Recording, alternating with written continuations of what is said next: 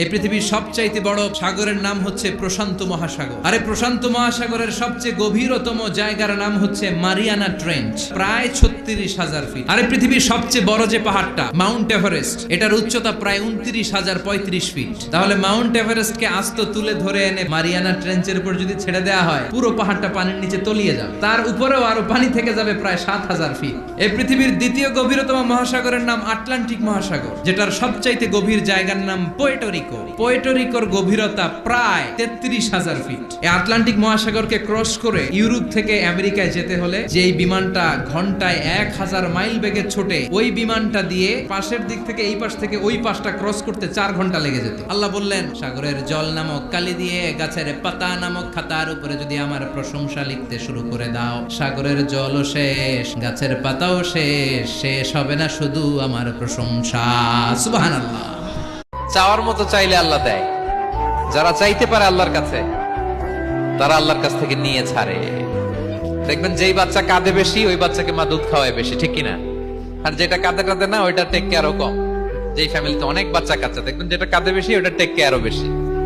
তো আপনি যত চাইবেন আল্লাহ তাআলা তত খুশি হয় আপনার। কোন বান্দা যদি তার অন্য কোন ভাইকে ক্ষমা করে দেয়, আল্লাহ তাআলা ওই ক্ষমাকারীর সম্মান আর মর্যাদাকে বাড়িয়ে দেয়।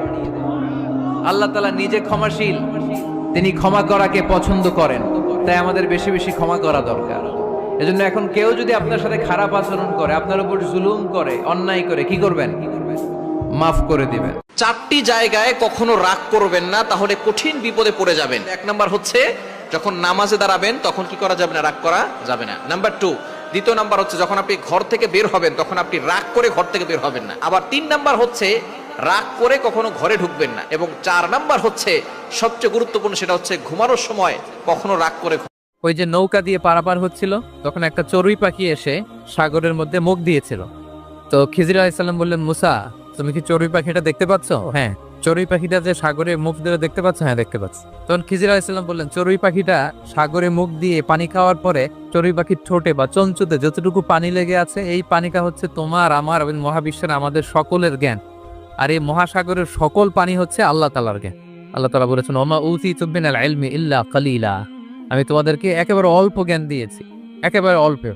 এই রহস্যে ঘেরা এই মহাবিশ্বের অনেক কিছুই আমাদের অজানা। প্রিয় ভাইয়েরা, আমরা অনেক কিছুই জানি না, আমাদের এই লিমিটেড নলেজ এগুলো ধরে না। তারপর আমরা জ্ঞান, কাউকে কিছু বলার আগে 3 বার নিজেরটা ভাববেন যে নিজে কি করেন।